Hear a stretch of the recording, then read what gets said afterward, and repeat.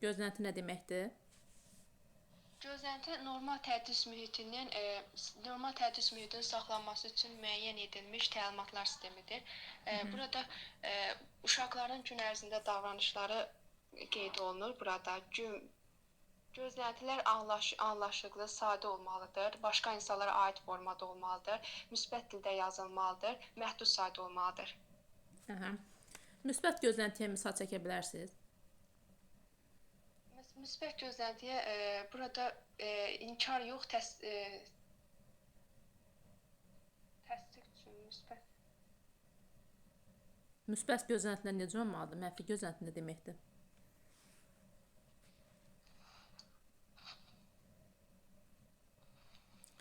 Gözlənti ümumiyyətlə bizim gün ərzində uşaqlardan hansı davranışları gözlədiyimizi bildirir. Bəli. Müsbət gözlənti odur ki, biz uşaqdan artıq müsbət davranışlar gözləyirik. Amma mənfi gözlənti o deməkdir ki, məsələn, biz deyirik ki, məsələn, uşaqlar, mən bilirəm ki, siz bugün özünüzü heç də yaxşı aparmayacaqsınız. Bu olur mənfi gözlənti.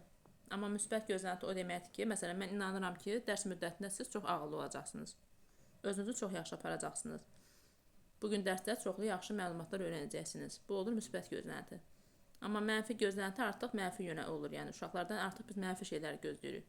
Mən bilirəm ki, siz məsələn oyun oynayandan sonra oyuncaqlarınızı yerinə yığışdırmayacaqsınız. Bu olur mənfi gözlənti. Amma biz həmişə uşaqlardan müsbət gözləntilərdən istifadə etməliyik. Bəli.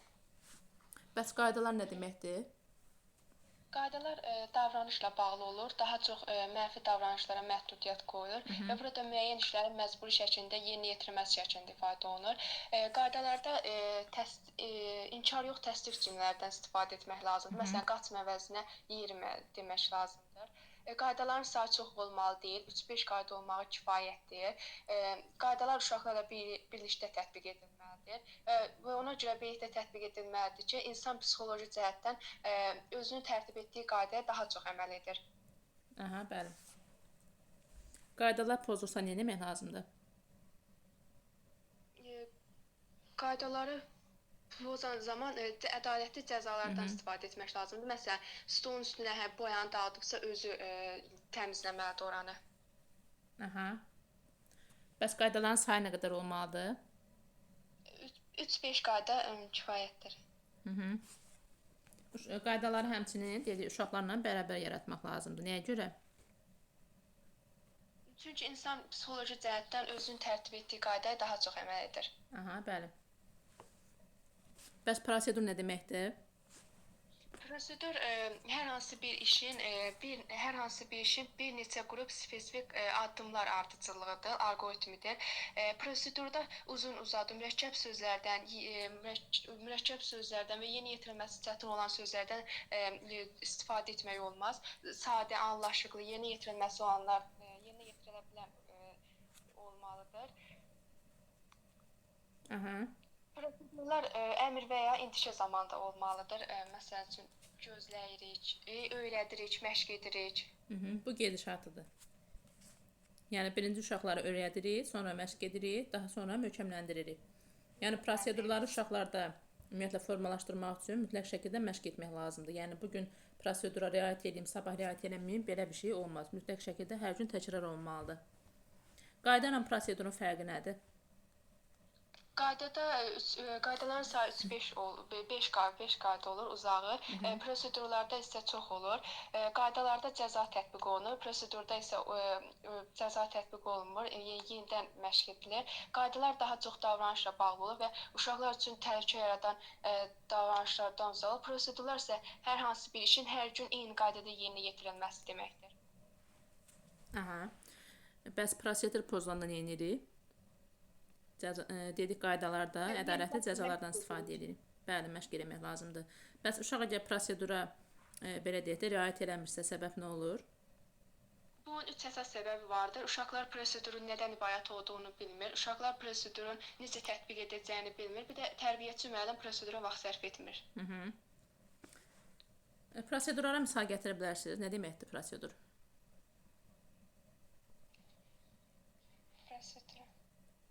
Məsələn, uşaqlara deyirik ki, danışmamışdan qabaq əlinizi qaldırın.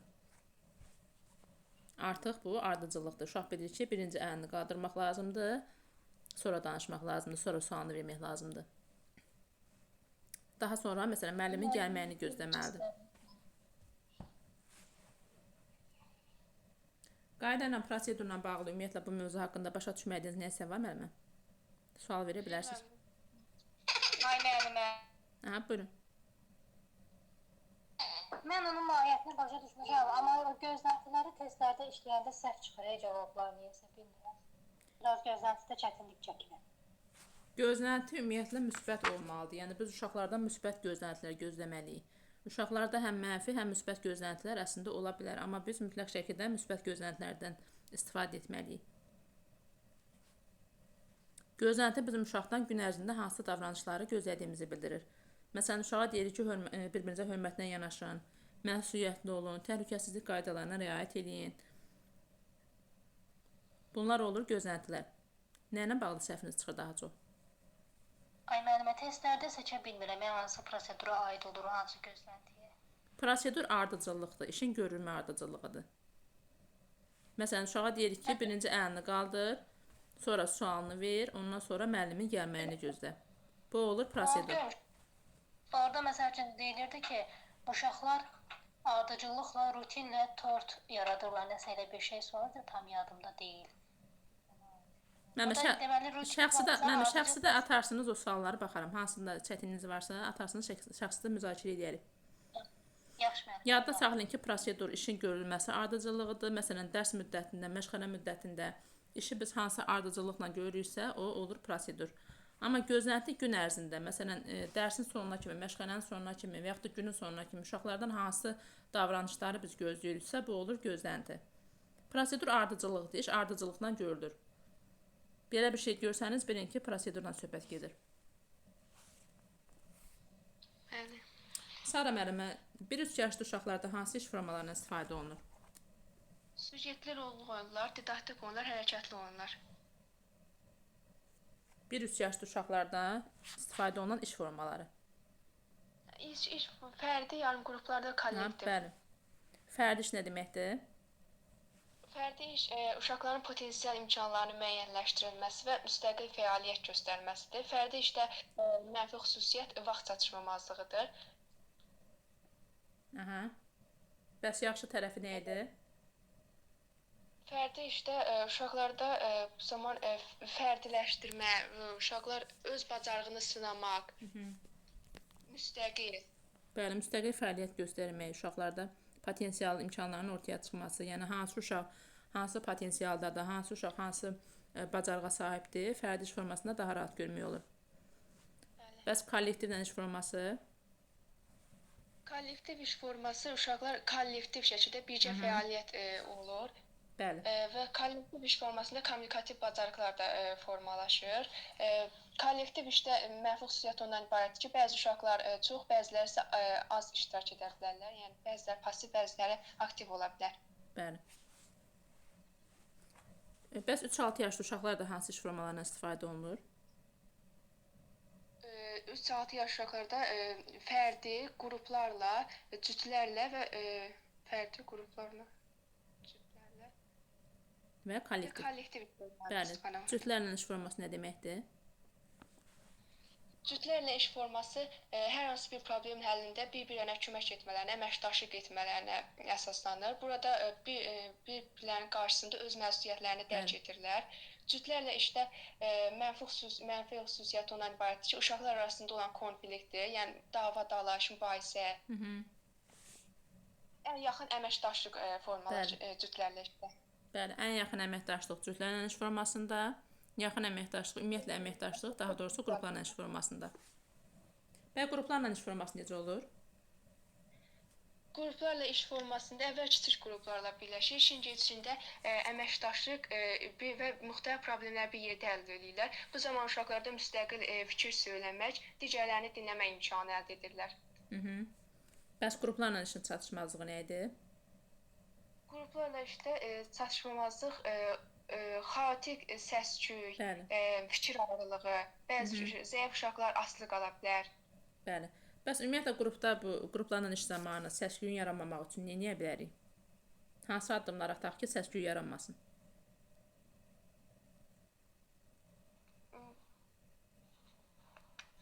Məsələn, bayaq qeyd etdiyim məşğələnin idarə olunması mexanizmləri. Müəyyən qaydalar tətbiq etməliyik ki, artıq səs-küy yaranmasın, prosedurlar tətbiq etməliyik, uşaqlar ardıcıllığı bilməlidirlər. Qaydalar, prosedurlar tətbiq etməliyik ki, qrupda iş zamanı səs-küy yaranmasın. Bəli. Oldu müəllimə, çox sağ olun. Siz sağ olun müəllimə. Gülxar müəllimə.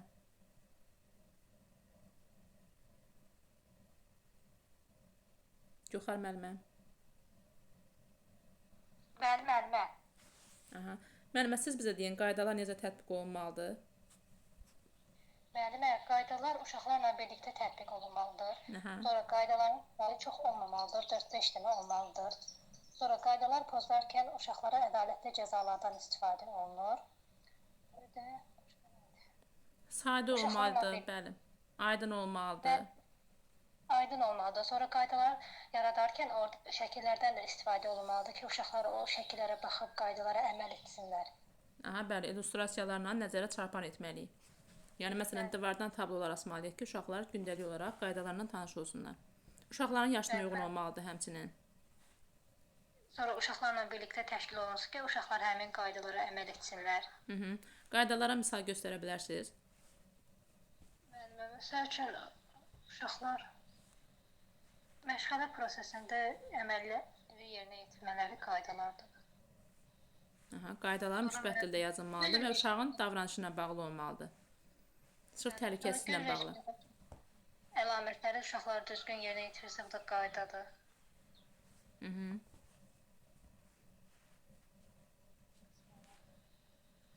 Məsələn, yoldaşlarınıza qarşı düzgün davranış göstərin.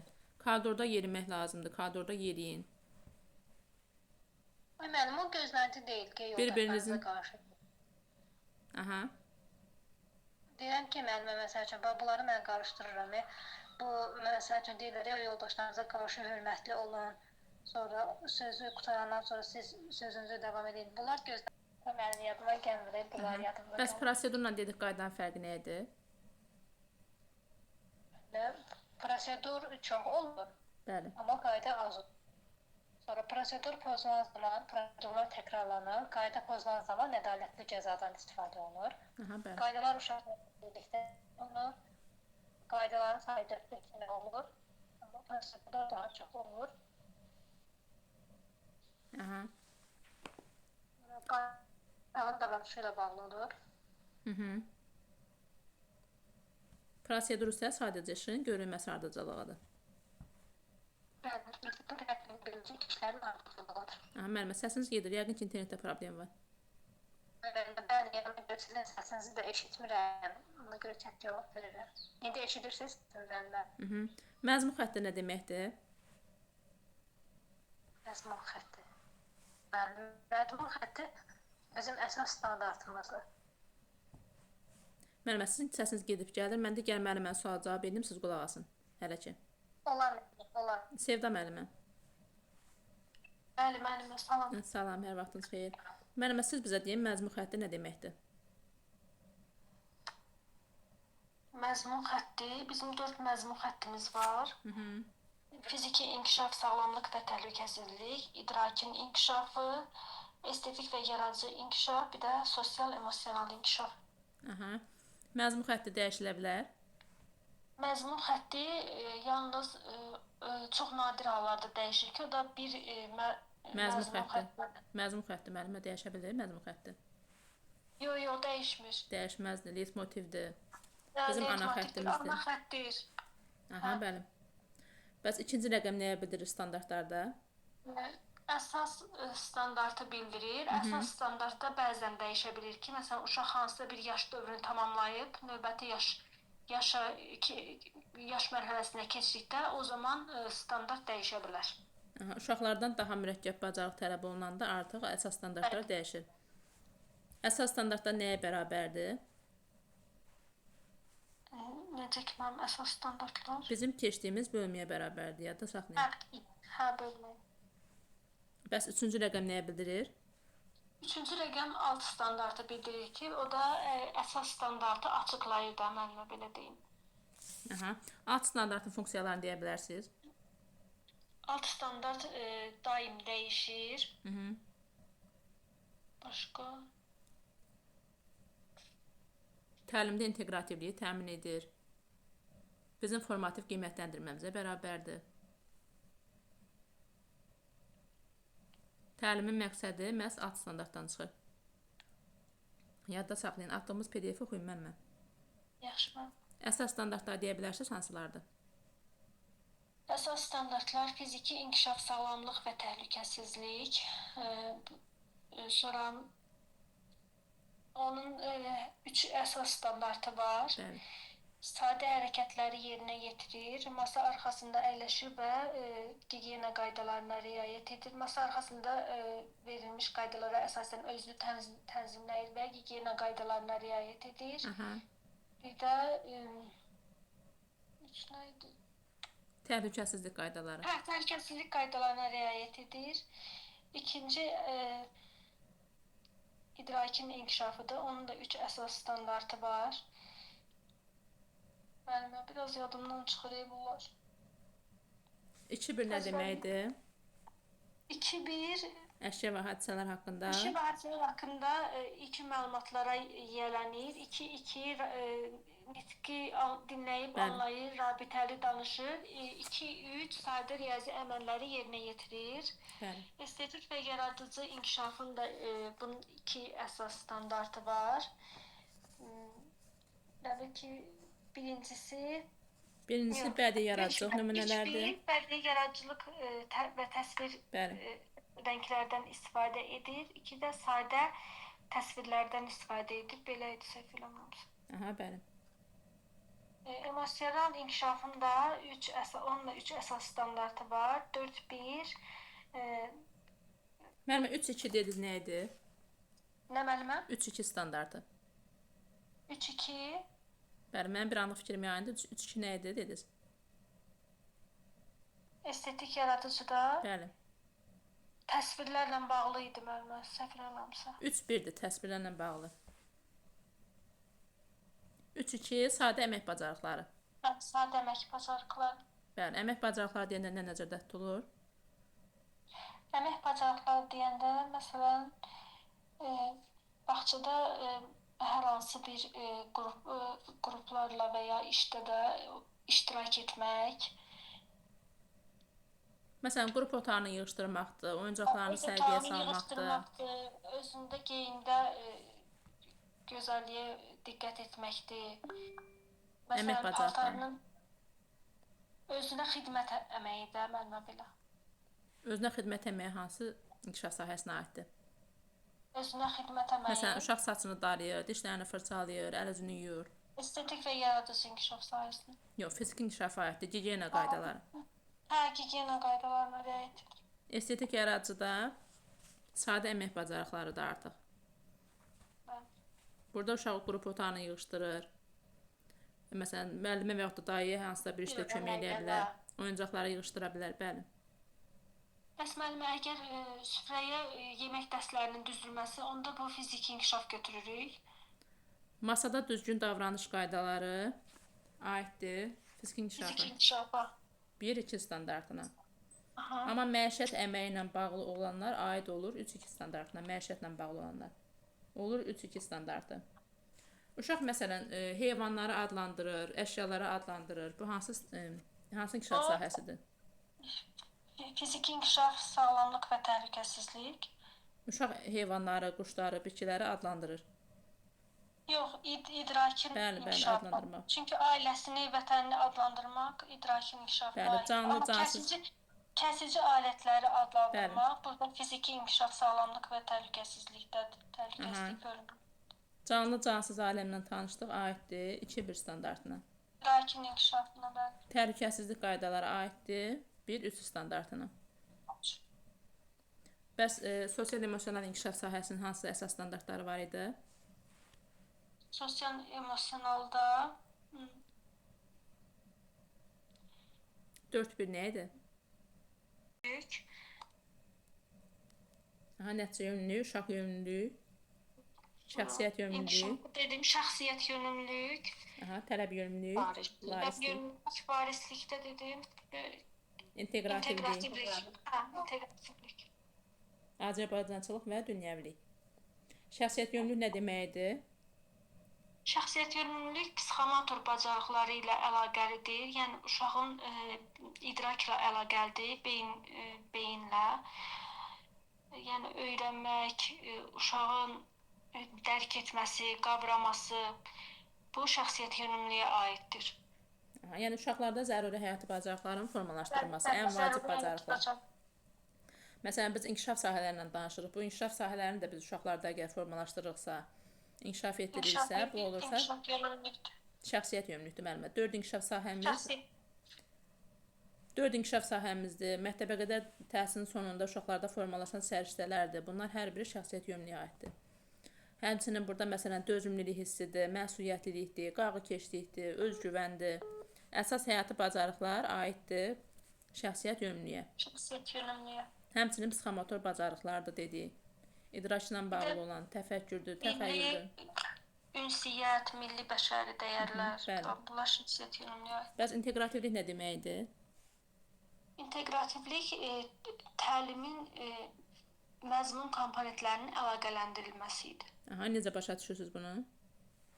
Yəni, məsələn, bir mövzu keçirik və digər mövzu bu inteqrasiya eləyirik də bu mövzu ilə iki mövzu arasında və uşaqların yadına salırıq. Mən belə başa düşürəm. Və yaxud da hansısa məşğələni keçirik, onu həyatla bağlı əlaqələndiririk.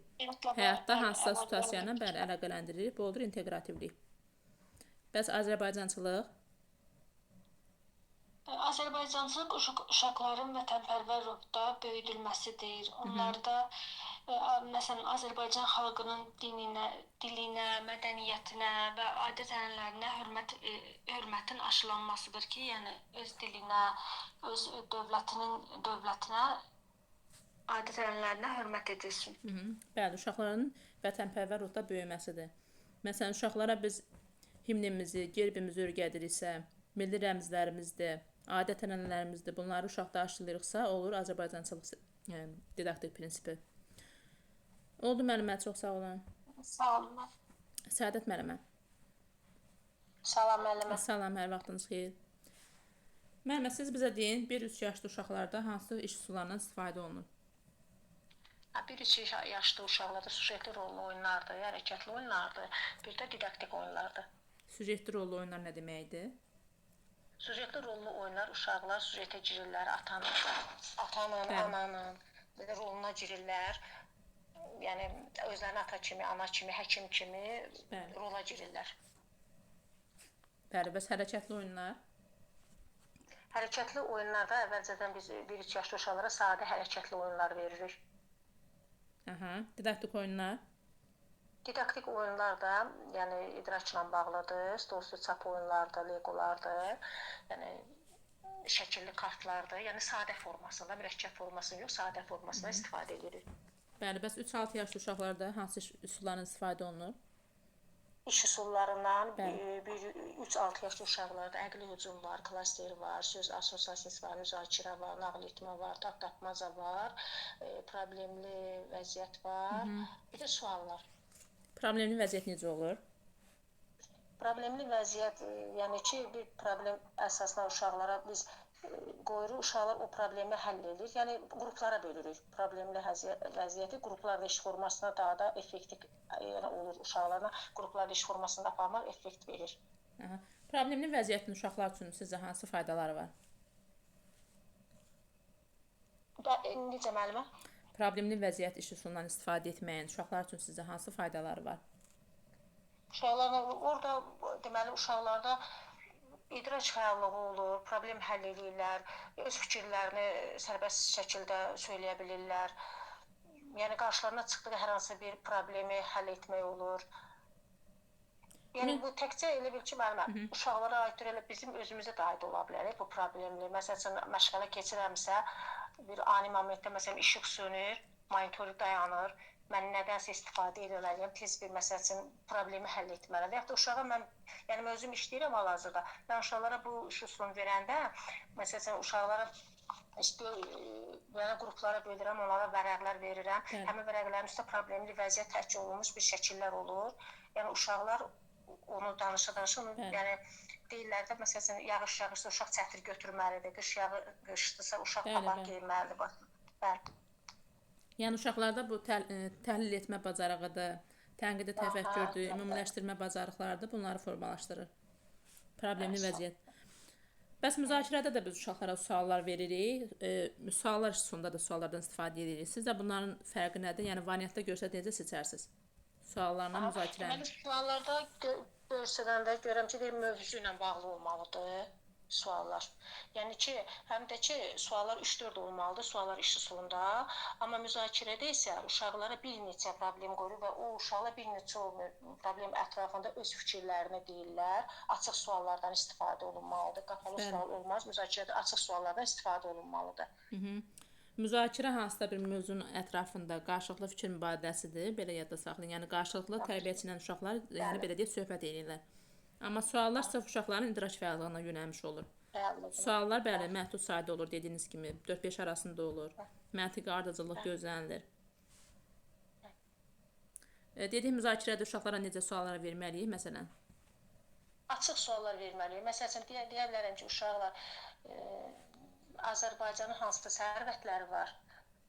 Başlayacaq danışma. Sonra deməliyik ki, məsələn, hansı yırtıcı heyvanları tanıyırıq? Başlayacaqlar bir-bir sadalamağa. Yəni qapalı sual vermək olmaz da uşaqlara. Açıq sual verməlidir ki, o suallar ətrafında da müzakirələr olmalıdır. Məsələn, nağıl etmədən istifadə edəndən sonra tutalım uşaqlara hansısa nağılı danışdıq. Ondan sonra artıq həmin nağılı başlayırıq uşaqlarla müzakirə edirik. Yəni keçdiyimiz mövzu ilə bağlı ola bilər. Məsələn, uşaqlara sual veririk ki, tutalım sən cırtdanın yerində olsan nə edərdin? Və yaxud da Tutu xanımın yerində olsan sən nə edərdin? Uşaq başlayır artıq öz təxəyyülünə uyğun fikrini bildirməyə başlayır. Ona görə də elə sual verməliyik ki, dediyiniz kimi uşaqlar yəni öz fikirlərini əsaslandıra bilsinlər. Bəs nağıl etmə necə olur? Variantda necə seçərsiniz nağıl etməni? Nağıl etməkdə zaman ardıcıllığı var. 10-15 dəqiqə olmalıdır. İllüstrasiyalarla, əyani vəsaitlərlə istifadə etmək lazımdır nağıl etməyə. Nağıl etmədə məqsədlə məzmun bir-birini tamamlamalıdır. Aha, bəli. Bəs neçə dəqiqə olmalıdır maksimum? 10-15 dəqiqə. Bəli. Yəni əlavə də etmək olar nağla, məsələn, ixtisar eləmək olar. Nağıl etmə ümumiyyətlə variantda ən çox belə düşür ki, məlumatın tərbiyəçidən uşağa ötürülməsidir. Uşaqda dinləmə bacarığıdır. Dinləmə bacarığını harda görsək, bilir ki, nağıl etmədir. Nağıl etməlidir. Uşaqlarda nitqin inkişafıdır. Tərbiyəçinin uşağa məlumat verməsidir. Bu olur nağıl etmə üsulu.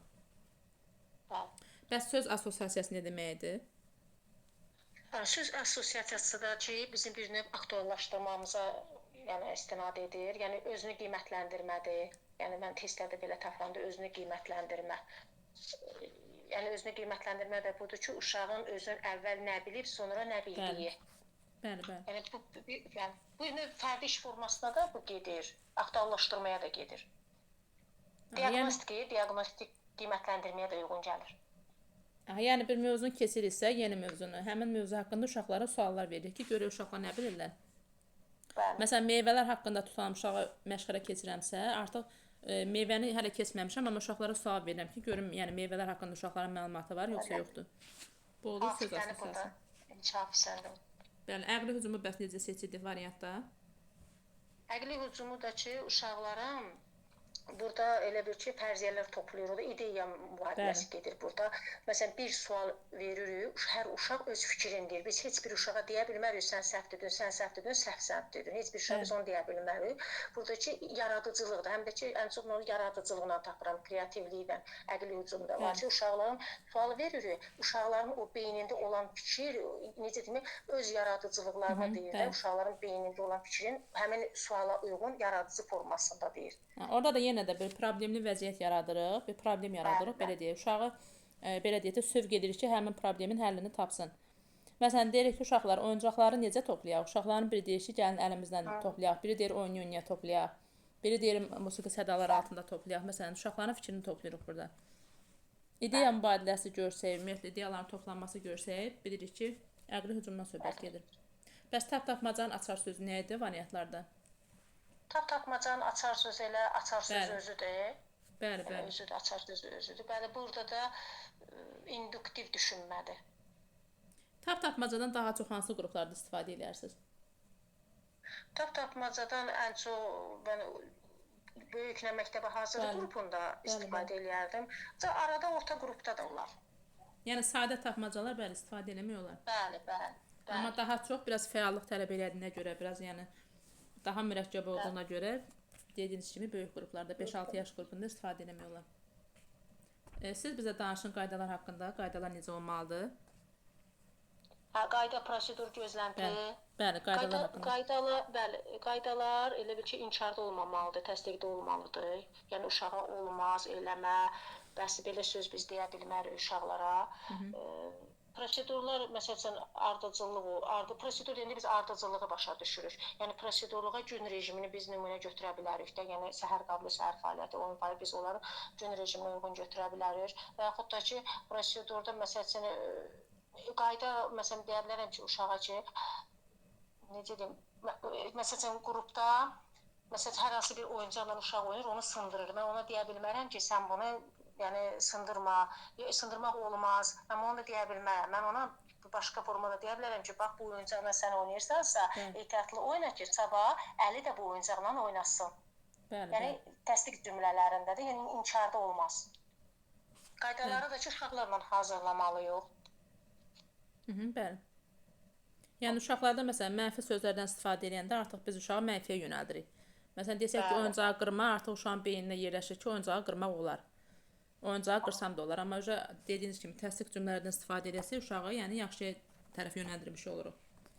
Bəs qaydaları pozanda nə edə bilərik? Qaydaları pozanda necə cəza olmalıdır? Yəni ki, uşaq məsələn əgər o məsələn bu rəngi dağıdıbsa, stolun üstünə dağıdıbsa, biz ona özünə verib onu sildirməliyik. Deməliyik ki, bax bunu özün sən silməlisən. Və yaxud da oyuncaqları dağıdıbsa, deməliyik ki, sən özün oyuncaqları yığışdırmalısan. Bəli. Ədalətli cəza. Bəli. Bəs proseduru pozanda nə edirdi? Bəli. Prosedur uşaq pozsa nə edirdi? Prosedur ardıcıllıq deməkdir də. Məşq elətdirir. Uşaq əgər pozursa, bəli, onun üzərində daha çox. Məşq elətdirir. Bəli, onun üzərində daha çox çalışmalıyıq. Gündəlik olaraq uşaqda onu məşq etdirməliyik ki, uşağın yadında qalsın. Prosedura misal göstərə bilərsiniz? Prosedura aid misal göstərə bilərəm ki, səhər gün rejimi prosedura aiddir. Ardıcıllıqdır. Aha, o da bir növ ardıcıllıqdır. Bəli. Bəs qrupda məsələn məşğələ zamanı necə prosedur qurarsınız? Məsələn məşğələ zamanında uşaqların məsələn əyləşmələridir, qulaq asmalarıdır, sonra ardıcıllıqdır. Yəni mövzunu danışıram, ondan sonra tədqiq etməyə keçəndə uşaqların məsələn qələmlər paylanır, albomlar paylanır, başlayır işlərini görmək, yəni ardıcıllıqla. Yoxsa mən buradan qələmi verim, oradan ona nağıl danışım və yaxud da nağıl danışım, ona başqa bir şeyim, orada proseduru pozmuş olurum. Və yaxud da ki, uşaq gecikirsə, qapını açıb, gəlib gözləmədən, məsələn, çantasını oraya qoyub, sonra gəlib özü oturmalıdır. Bəli, bəli, hamısı ardıcıllıqdır. Yəni uşağa deməli ki, məsələn, birinci qapını döy, sonra içəri gir. Bu özü də ardıcılıq olur. İçəri gir, ondan sonra yerində əyləş. Sualları verərkən əlinizi qaldırın, ondan sonra sualınızı verin. Hamısı ardıcılıqdır, işin görünməsi ardıcılığı. Yəni ardıcılığı qurmalıyıq ki, məsələn, məşğələ zamanı çox səs-küy yaranmasın. Artıq uşaq bilsin ki, məsələn, mən müəllimə hansısa sual verməliyəmsə, birinci əlimi qaldırmalıyam. Ondan sonra səbirlə gözləməliyəm ki, müəllim artıq diqqətini mənə yönəltsin. Bu da olur prosedurlar. Oldu müəllimə, çox sağ olun. Sağ olun, siz sağ olun müəllimə.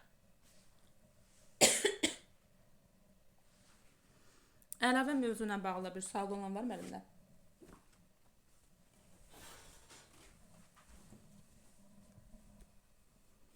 Bugün sizlərə izah verəcək müəllimlər gün rejimi mövzusunu. Bir dəqiqə PDF-i tapım.